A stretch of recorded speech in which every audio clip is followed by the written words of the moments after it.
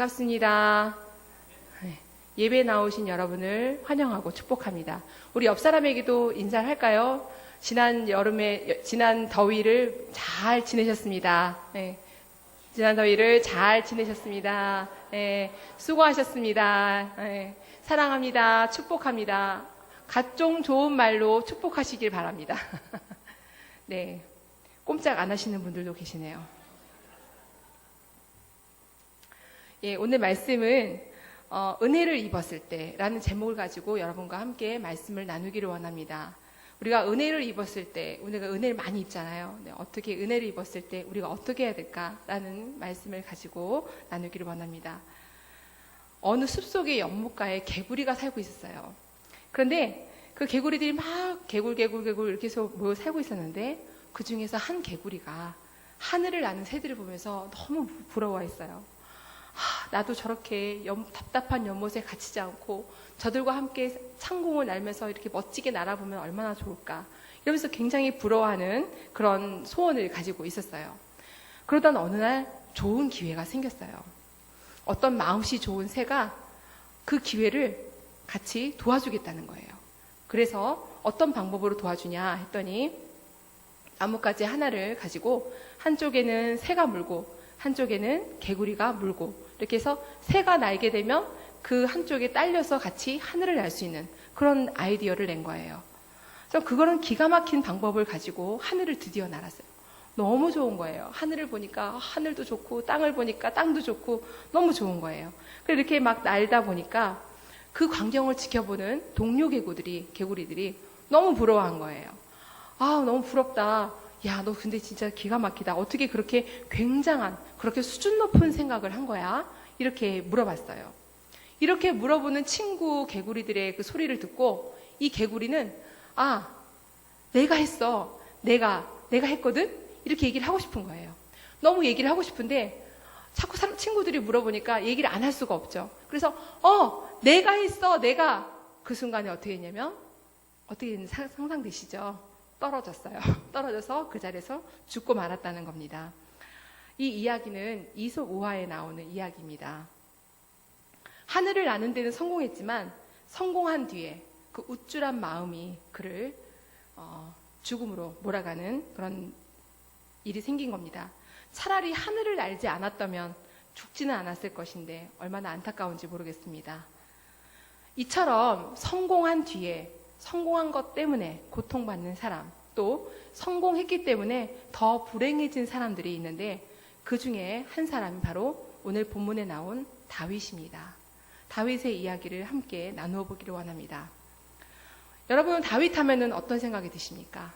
다윗 하면 그 뒤에 나오는 골리앗, 그 뒤에 나오는 요나단, 그 뒤에 나오는 사울, 여러 가지 생각을 많이 하시죠.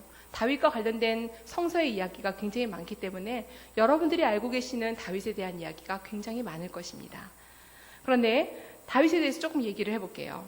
다윗 하면 어떻습니까? 골리앗, 3m가 넘는, 키가 3m는 엄청난 키거든요. 그 키를 가지고 굉장히 60kg에 육박한 그 철창구, 이런 갑옷을 입고 아주 거대한 모습으로 나타난 그에게 물맷돌 하나, 정말 그 물맷돌 하나로 그를 물리쳤던 그런 사람 중에 한 사람이었습니다. 그리고 그는 하나님 중심으로 살았던 사람이에요. 그리고 하나님의 합한 사람이었기 때문에 하나님께서 너무너무 기뻐하신 그런 사람이었습니다. 또 그 블레셋에게 뺏겼던 그 언약궤가 다시 돌아오는 그날 다윗은 어떻게 했습니까? 자신이 입고 있던 옷이 벗겨진지도 모르고 너무너무 기쁘게 하나님을 찬양했던 그런 한 사람이었습니다. 그랬기 때문에 그가 가는 곳이라면 늘 하나님과 동행하셨고 하나님은 그의 손을 통해서 항상 이기게 하셨습니다. 모든 것을 승리하게 하시는 그런 하나님이셨습니다. 우리 본문은 10장이지만 그 앞에 8장을 보시면 가는 곳마다 다윗을 이기게 하시는 하나님을 보게 됩니다. 이렇게 하나님의 은혜를 크게 입은 다윗도 아까 우리 말씀드렸던 개구리처럼, 원숭이처럼 하늘에서 떨어지는 그런 일이 발생했습니다. 그 사건의 발단은 이렇습니다. 10장의 1절부터 보시면 암몬 왕이 등장합니다. 암몬 왕 나하스가 죽었어요. 그리고 그의 아들 한운이 왕이 되었습니다. 근데 이 한운이 왕이 되었는데 이웃 왕이 잘 살던 왕이 죽었으니까 그 옆에 사는 이스라엘 왕인 다윗이 그를 이제 조문하기 위해서 조문객들을 보냈어요. 자기 신하들을 보냈는데 보내는 족족 죽이지를 않나, 그 다음에 뭐 눈을 빼지를 않나, 그 다음에 뭐 엉덩이를 이렇게 막 이렇게 다 보이게 하지를 않나, 굉장히 모욕스러운 행동을 다 한 거예요. 그래서 그런 다윗이 왜 저렇게 하는지 모르고 있다가 나중에는 알게 됩니다. 어떤 이유였냐면 이 한우는 자신의 나라가 작기 때문에 이스라엘이 그 다윗의 그 정말 강력한 그 다윗이 이 한운을 공격하려고 하는 그런 마음에서 그런가 보다 하고 순수하게 다윗의 마음을 받아들이지 않았던 것이죠. 그래서 이 다윗은 안 되겠다, 얘네를 좀 혼 좀 내야겠다 싶어서 기회를 노려서 암몬을 정복하려고 이제 암몬을 정복해야겠다 이런 마음을 이제 가지기 이전에 이 한우는 이 다윗을 없애기 위해서, 이스라엘을 없애기 위해서 이제 공격을 하려고 그러는데, 그때 자신의 나라가 너무 작으니까 아람 나라를, 이웃 나라 아람 나라를 요청을 합니다. 그래서 아람에게 우리 좀 도와달라고 하죠. 그래서 아람이 알겠다고 그 요청을 수락하고 자신의 군대를 보냅니다. 어마어마한 군대를 보내는데, 거기서 이스라엘이 이긴 거예요. 아람이 졌던 것입니다. 그래서 이 아람 왕이 너무 화가 났습니다. 화가 나서 더 많은 군대를 모아서 출전하게 했습니다. 이 전쟁이 너무너무 중요한 전쟁이었기 때문에, 하마터면은 이 이스라엘도 어떻게 보면은 다칠 수 있는 그런 전쟁이기 때문에 다윗이 직접 이 전쟁에 출전했습니다. 그리고 이 다윗은 이 전쟁에서 굉장히 크게 이겼어요. 그 부분이 바로 18절에 나옵니다. 제가 읽겠습니다. 아람 사람이 이스라엘 앞에서 도망한지라 다윗이 아람 병거 700대와 마병 4만 명을 죽이고 또 그 군사령관 소박을 치매 거기서 죽으니라. 이렇게 굉장히 큰 승리를 하게 됐죠. 아람 왕은 암몬을 돕다가 또 이 전쟁에서 더 자신의 그 병사들이나 나라가 어려움을 겪게 될까봐 두려워서 군대를 다 철수하게 됩니다. 철수하게 되는 그 과정까지가 바로 10장의 말씀입니다. 10장의 말씀을 지나서 이후 전쟁은 암몬과 이스라엘 이 두 나라만의 아주 작은 전쟁으로 축소가 됩니다. 그래서 이렇게 작아진 전쟁에 이제는 아람도 나오지 않으니까 굳이 내가 나갈 필요가 있겠나 이렇게 생각해서 본인은 출전하지 않습니다. 본인은 그 전쟁에 나가지 않고 암몬 정도는 우리 부하들이 잘 싸워줄 거야 라는 생각에서 직접 나가지 않고 평안하게 궁궐에 있었습니다. 바로 여기까지가 11장 1절의 말씀입니다. 이렇게 하나님은 다윗에게 한량없는 은혜를 베푸르셨고 다윗은 그 하나님의 은혜 때문에 성공을 이룬 사람 중에 한 사람이었습니다. 그런데 문제는 바로 여기서부터가 문제인 거예요. 모든 전쟁에서 승리한 왕 다윗은 이때까지의 모든 전쟁 중에서 가장 치욕적인 참패를 당하는 그런 기록을 이 부분에서 가지게 됩니다. 그 전쟁은 다른 나라와의 전쟁이 아닙니다. 바로 자신과의 전쟁이에요. 자신과의 전쟁에서 진 것입니다. 다윗 자신과의 갈등에서 아주 참패를 당하는 그런 장면이 오늘 본문에 나오게 됩니다. 신하들이 암몬과 싸우기 위해서 나간 후에 그는 혼자 궁궐을 거닐다가 아리따운 여인을 발견하게 됩니다. 목욕을 하고 있는 밧세바, 그 여인을 보고 그 여인을 데리고 와서 동침을 하게 됩니다. 다윗은 이 사실을 은폐하기 위해서 그녀의 남편인 우리아도 전쟁에 내보내게 해서 죽게 합니다. 밧세바의 눈이 어두워져서 이 다윗은 자신의 분별력도 잃고 자기를 통제하는 통제력까지도 완전히 상실하게 되는 그런 일이 발생하게 된 것입니다. 결국 하나님께서 이렇게 말씀하셨죠. 내가 그를 만난즉 내 마음에 합한 사람이라고 이렇게 극찬하셨던 그 다윗은 자신의 정욕을 통제하지 못해서 이때까지 공들였던 자신의 신앙의 탑을 단번에 무너뜨리는 그런 안타까운 장면이 오늘 본문에 나온 것입니다. 이 사실은 다윗 전체의 인생에서 보면은 가장 치욕스럽고 가장 비참한 순간이 아닐까 생각이 듭니다. 우리도 그렇지 않습니까?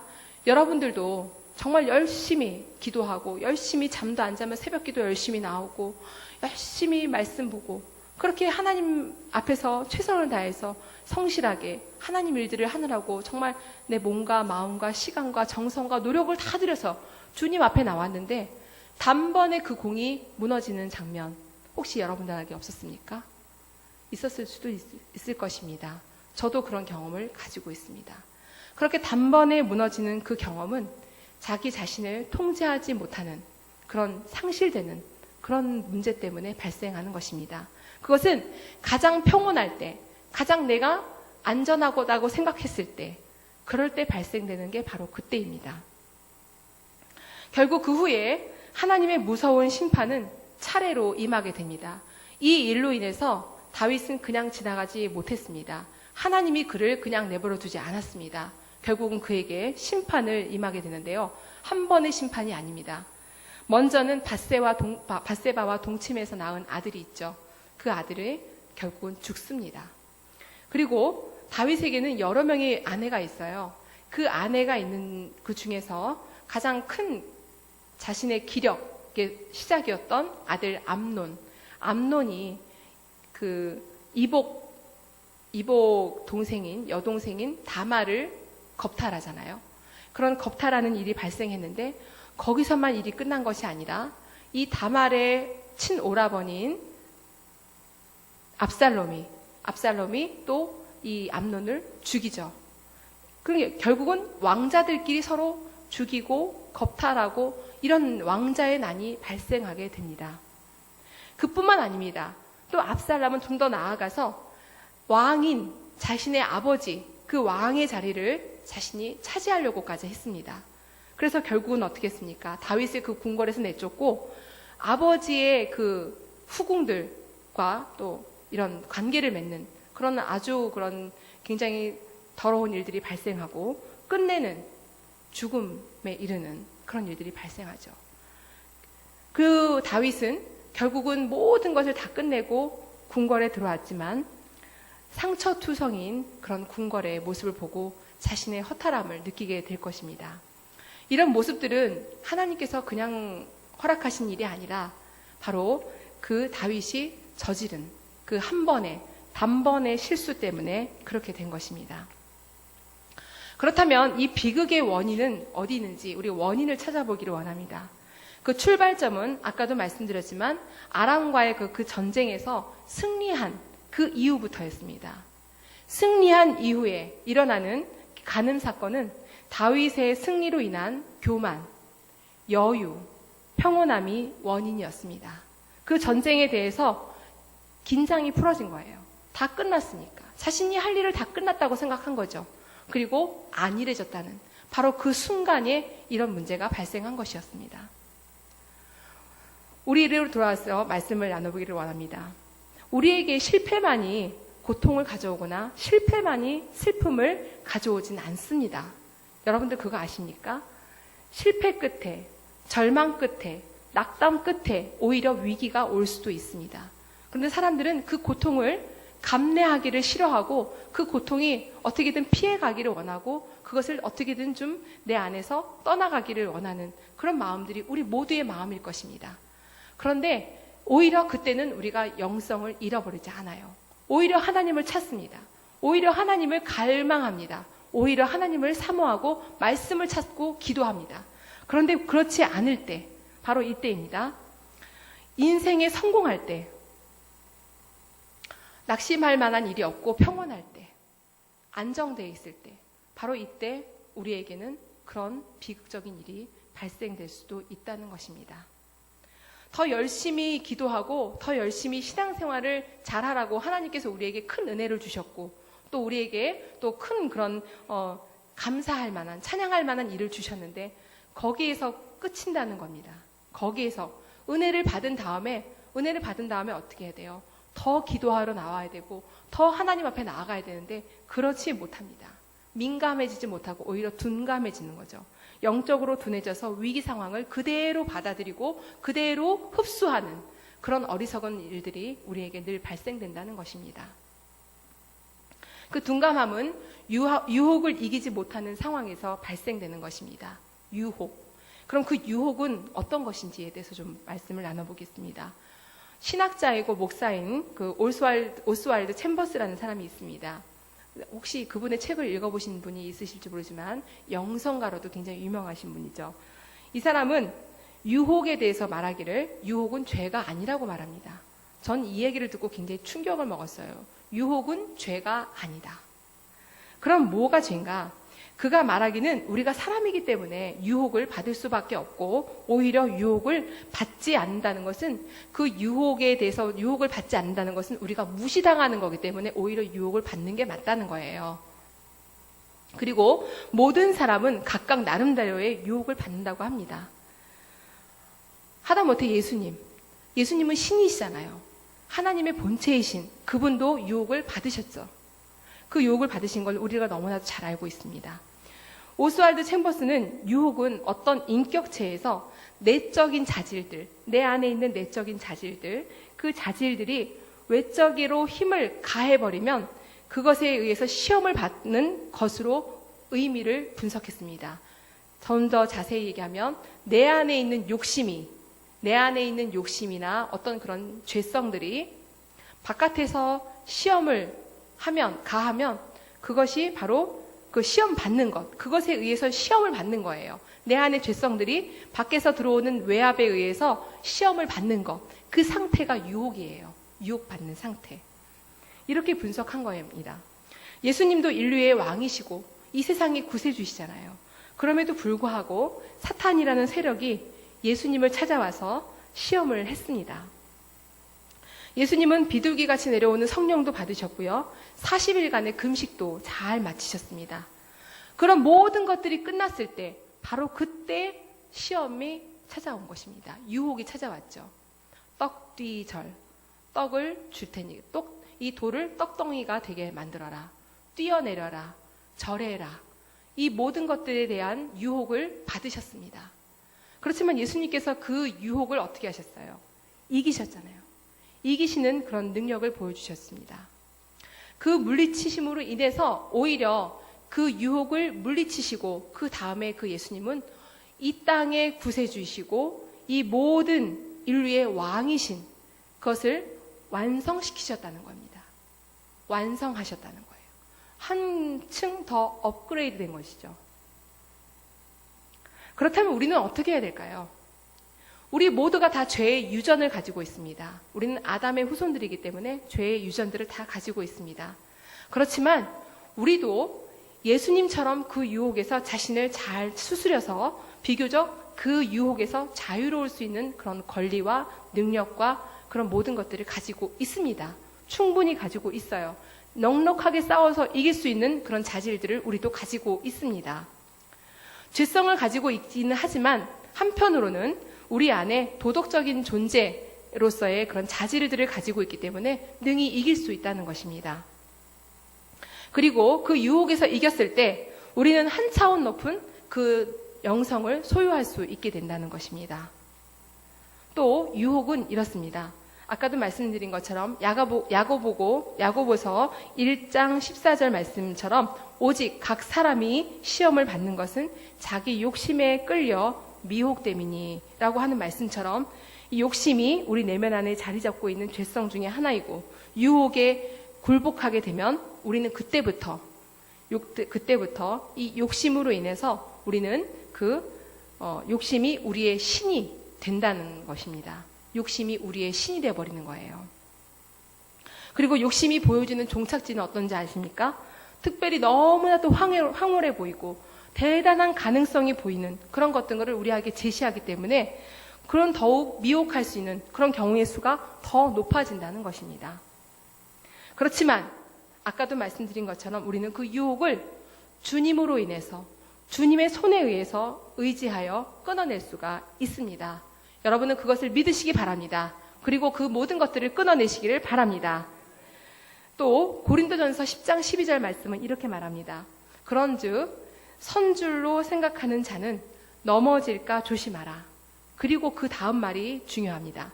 사람이 감당할 시험 밖에는 너희가 당한 것이 없나니 라는 말씀이 있습니다. 그렇습니다. 시험은 언제나 우리를 찾아옵니다. 그리고 시험이 없으면 우리는 죄가 있는 사람들이 아니에요. 우리는 사람이기 때문에 죄가 있고요. 또 죄가 있기 때문에 시험을 당할 수 있는 기회가 얼마든지 있습니다. 그리고 유혹받을 수 있고요. 그렇지만 아까도 말씀드린처럼 능히 감당할 수 있다는 것입니다.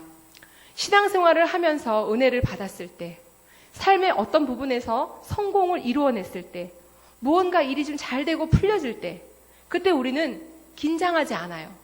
다 풀어져요. 아, 나 이제 앞으로는 잘 될 일만 남았어. 이렇게 착각합니다. 절대 아니라는 것입니다. 바로 이때 우리는 그 긴장감을 늦추지 말아야 합니다.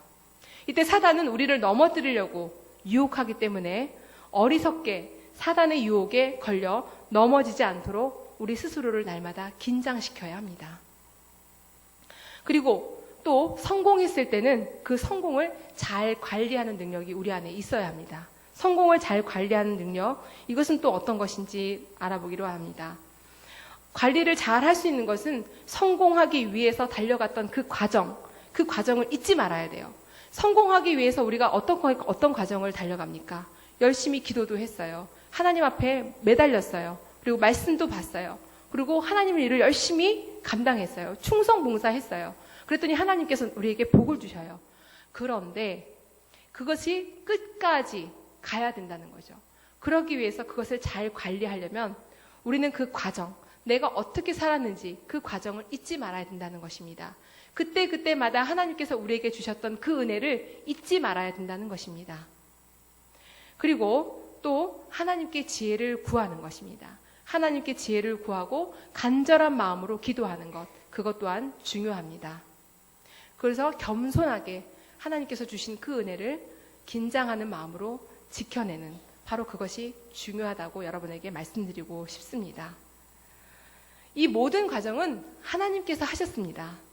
그것을 인정하는 거예요. 그리고 고백하며 나아가는 것입니다. 그리고 하나님께 영광 돌리며 찬양하며 나가는 것입니다. 만약에 내 스스로가 내가 잘해서 그랬던 걸 성공했다 이렇게 생각한다면 하나님께서 이렇게 말씀하실 겁니다.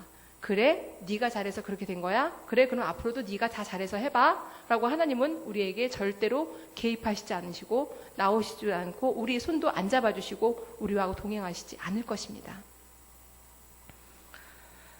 누구나 삶이 어려우면 영적으로 깨어있기는 아주 어렵지 않습니다. 쉽습니다. 우리가 영적으로 깨어있는 건 힘들 때 하나님 앞에 달려가는 건 누구나 다 하시는 것 같습니다. 그럴 때는. 그런데 삶이 형통해지면 성공의 감격에 젖어 있거나 어려운 일을 무사히 잘 마쳤을 때 긴장감을 유지하는 건 쉽지 않습니다. 긴장감이 흐트러지는 그 순간에 죄는 우리를 순식간에 유혹하고 우리는 단번에 무너뜨릴 수 있는 그런 기회가 우리에게 늘 주어지기 때문에 그렇습니다. 여러분은 지금 영적으로 얼마나 깨어 있습니까? 얼마나 영적으로 민감해 있고 예민해 있습니까? 여러분 스스로를 돌아보시기 바랍니다.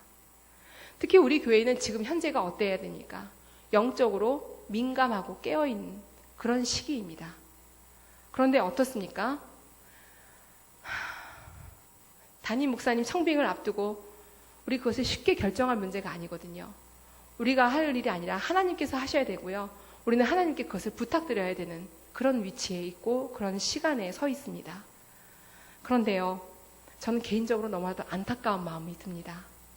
21일 다니엘 새벽 기도에 그때도 그렇게 많이 나오지 않으셨어요. 생각보다 저는 별로 기대를 하지 않았는데 우리 성도님들이 그러시더라고요. 많이들 안 나오신다고 저보고 문자 메시지 좀 많이 좀 보내라 그러시는데 제가 볼 때는 보내도 많이 나오실 것 같지 않아서 안 보냈어요.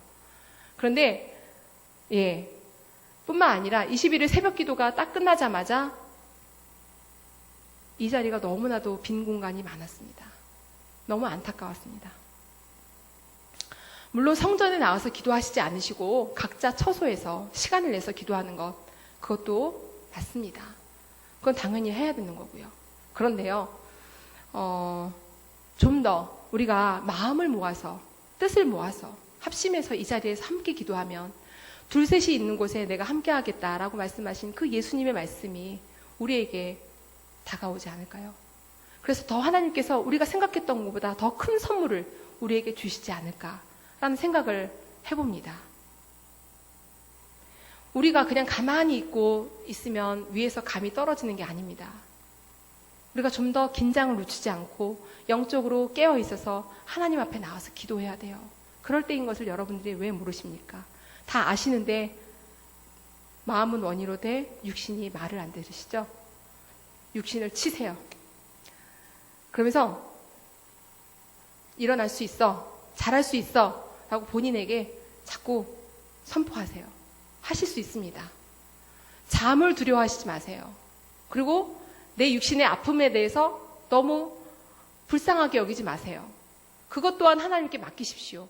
그리고 선포하시고 나오세요. 강단 있게 나와보세요. 하나님이 여러분 안 도와주실 것 같으니까 도와주십니다. 함께 하실 줄 믿습니다. 이 새벽을 여러분들이 놓치지 않으시길 바랍니다. 각종 공예배 여러분들이 주인이 되어야 됩니다. 하나님만 이 자리에 계시는 게 아니라 이 자리인 여러분들도 앉아 계셔야 돼요. 하나님은 와 계시는데 여러분들이 안 와 계시면 하나님께서 얼마나 슬프시겠습니까? 여러분들이 영적인 긴장감을 늦추지 마시고 좀 더 하나님 앞에 적극적으로 예민하게 달려가시기를 부탁드립니다. 깨달아지는 것이 있다면 자신의 연약함을 인정하시고 회개하며 나아가시는 저와 여러분 되시기를 부탁드립니다. 다윗과 같이 엄청난 책망, 엄청난 그 훈계, 심판 받지 마시고 영적으로 민감해서 주님 앞에 칭찬 들으시는 하나님께서 기뻐하시는 저와 여러분, 우리 광주 동산교회 모두가 되시기를 간절히 주님의 이름으로 축원합니다. 기도하시겠습니다.